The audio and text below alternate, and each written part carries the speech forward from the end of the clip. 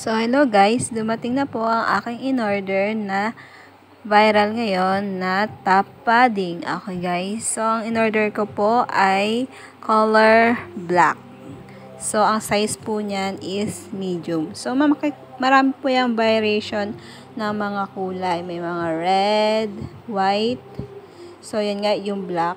So, titignan natin. Ang material niya po is cotton. So, sobrang lambot niya guys. At napakaganda.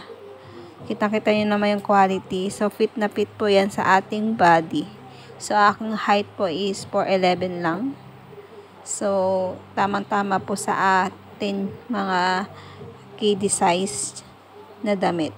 So, ayan po ang kanyang mga variation na color. May red, white, black, rose red. Yan, may yellow, may gray, may coffee, may neon pink. So, ayan naman po siya. So, yun nga, nakita nyo, nakatahi na po siya para pag nilaban nyo po is hindi po siya mawawala or masisira. So, napakaganda po niya talaga. So, itatry natin kung gaano siya ka-fit sa ating body.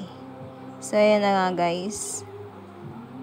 So, sa mga size po na nagtatanong, ito po ang kanyang size.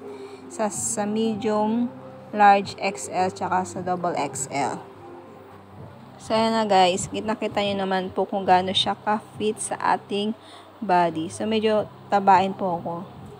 Okay lang po yan. So, yung timbang ko ngayon is 53 kg. So, yung height ko is 4'11. So, okay naman. So, itatry naman po natin kung ano itsura niya pag naka-tuck in.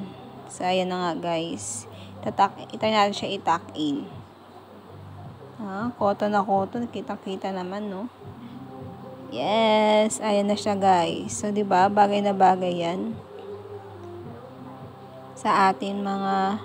So, itatry po natin dyan yung mga iba-ibang klaseng kulay.